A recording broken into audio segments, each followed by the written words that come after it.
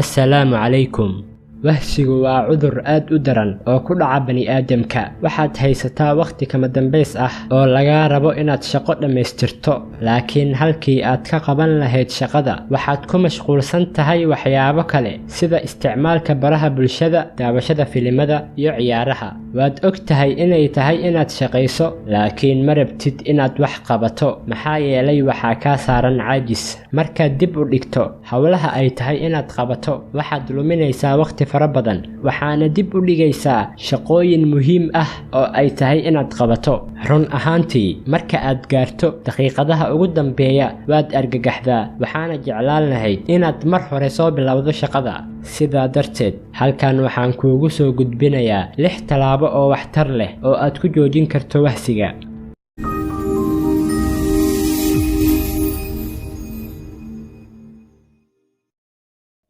qodobka koowaad, u kala qaad hawshaada qaybo yaryar. mid ka mid ah sababaha keena inaan ka wahsano shaqooyinkeena oo aan dib u dhigno ayaa ah in aan maskax ahaan u aragno shaqada oo aad noogu culus.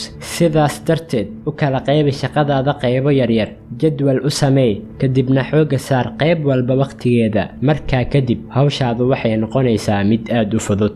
qodobka labaad, tallaabada ugu horeysa mar walba waa tan ugu adag. tusaale ahaan, haddii aad ku qasbanaatid inaad riixdo gaari kaa fadhiistay, marka hore wuxuu kaaga baahan doonaa awood dheeri ah, kadibna awoodda aad u isticmaali doonto way yaraan doontaa. sidaasi la mid ah markaad qabanayso hawl kuu taala, marka hore way kugu adag tahay, kadibna markaad gudaha u gasho waxay kuu noqonaysaa shaqadii markii hore adkayd mid aad u fudud.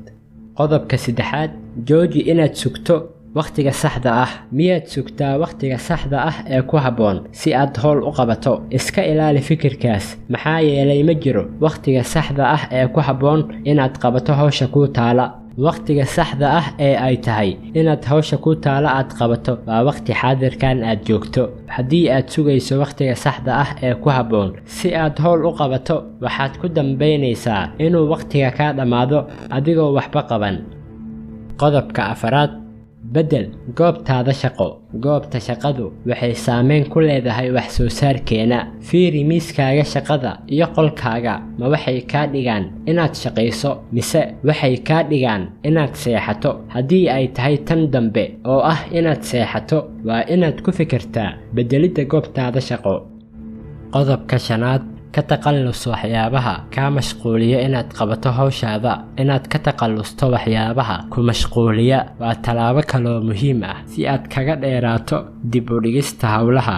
haddii aad yaraysid tirada carqaladaha kugu xeeran sida isticmaalka baraha bulshada, waxay u badan tahay inaad qabato shaqooyinka kuu yaala. qodobka lixaad, abaalmari naftaada markaad howl qabato.